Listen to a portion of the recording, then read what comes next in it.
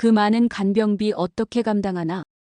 평범하게 살고 있는 가정에 어느 날 갑자기 가족이나 배우자가 질병 또는 불의의 사고로 장기간 병원에 입원하게 된다면 병원비도 그렇지만 병원비보다 더 많이 드는 간병비를 어떻게 해결해야 할까요?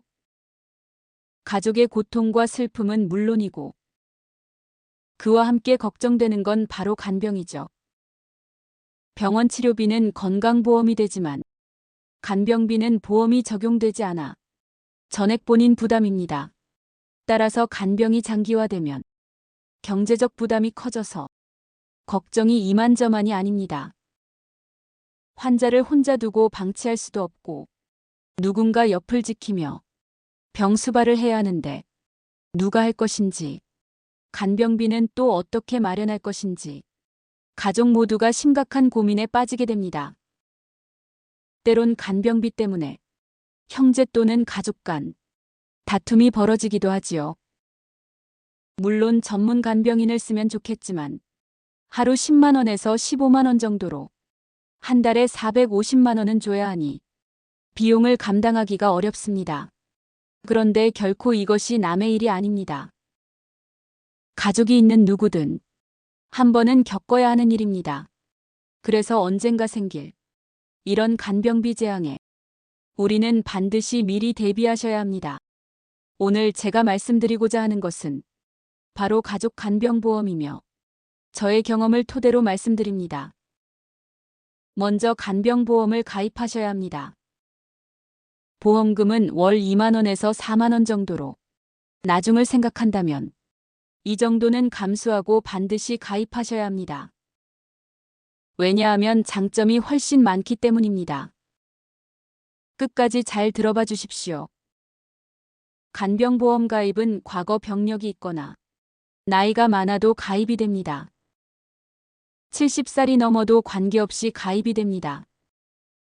간병보험에 가입하면 환자가 병원 입원 시 전문 간병인을 고용하여 간병비를 지급하며 간병을 할 수도 있고 그러면 비용이 많이 들겠지요. 그렇지 않으면 가족 간병인 제도를 활용하여 배우자나 가족이 직접 간병을 하고 보험회사에 간병비를 청구할 수 있습니다. 이것이 2025년 금년부터 확대된 가족 간병인 제도로서 오늘 제가 말씀드리고자 하는 주요 내용입니다. 가족이 간병을 한다면 환자는 훨씬 더 편안을 느낄 것이며 정서적 안정감은 물론이거니와 비용이 지출되지 않으니 얼마나 좋은 제도입니까? 합리적인 제도로 생각됩니다. 가족을 간병인으로 선정하는 절차에 대해 말씀드리겠습니다.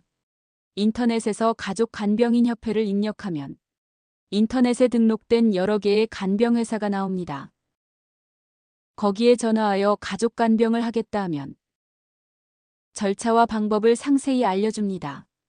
가족이나 배우자가 직접 환자의 간병을 하는 것으로 간병협회의 간병인으로 임시 등록을 하여 허가를 받고서 공식 간병인으로 역할을 수행하는 방식입니다.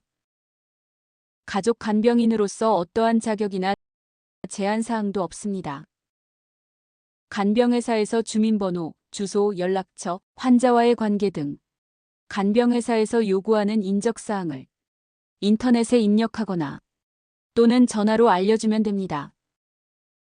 간병회사에서 인적사항을 검토하여 간병인으로 등록되었다는 서류인 간병인 소속 확인서를 보내줍니다. 간병회사 양식의 환자와 간병인 간에 중개계약서를 작성하여 양자 간 서명하여 제출합니다. 작성한 양식을 핸드폰 사진 찍어 제출하여도 됩니다. 이때 일일 간병비를 7만 원 이상으로 작성하여야 합니다. 환자가 간병인에게 지급하는 일일 간병비를 말하며 7만 원 이하로 작성하면 보험회사에서 받는 간병비가 일일 10만 원이고 7만 원 이상이면 일일 20만 원이 됩니다. 이것은 물론 간병보험 가입 조건에 따라 다를 수 있으므로 보험 가입 내역을 미리 확인하시기 바랍니다. 간병 시작 시 간병회사에 간병이 시작되었음을 인터넷 또는 전화로 반드시 알려줘야 합니다. 간병 기간 동안 간병회사 양식의 간병 근무일지를 작성합니다. 하루 몇 시간 간병하였는지를 적는 비교적 간단한 양식입니다. 간병 종료 시 간병회사의 간병이 종료되었음을 당일에 알려줘야 합니다. 그리고 환자가 간병 일수에 해당하는 간병비를 간병인에게 계좌이체하고 이체 내역 통장 사본 또는 핸드폰 캡처하여 간병회사에 보냅니다. 간병회사에서 받아서 나중에 보험회사에 제출할 서류는 아래와 같습니다. 1. 간병회사 사업자 등록증 2. 간병인 소속 확인서 3. 간병인 사용 확인서 4. 간병인 중개계약서 5. 간병 근무일지 등으로 간병회사에서 위의 서류를 환자에게 보내줍니다. 다음 병원에서 받을 서류는 아래와 같습니다. 1. 입퇴원 확인서 2. 의무기록 사본증명서 3. 수술요약 및 수술기록 4. 초기진단서 5. 진료비 세부 내역서 이제 간병회사에서 받은 서류와 병원에서 받은 서류 모두를 보험회사에 제출하여 간병비를 청구하면 됩니다. 보험회사는 간병비를 청구받은 3일 이내에 심사하여 간병비를 지급하게 됩니다. 간병비는 간병을 10일 하였다면 20만 원 곱하기 10일이 되어 200만 원이 되겠죠. 여러분 어떠세요? 만약 한 달이면 600만 원을 받게 됩니다. 그리고 1년에 최대 180일, 6개월까지 가능하니 6개월이면 3,600만 원을 받을 수 있습니다. 같은 질병 아닌 다른 질병이라면 다음 해에 또다시 받을 수 있습니다. 만약 가족이 직접 간병하기 어려운 사정이라면 이 돈으로 전문 간병인을 사용하여도 충분한 금액입니다. 하지만 이 정도면 가족이 직접 간병하는 것도 괜찮겠지요? 제도를 알고 미리 준비하면 심리적, 경제적 부담을 줄일 수 있습니다.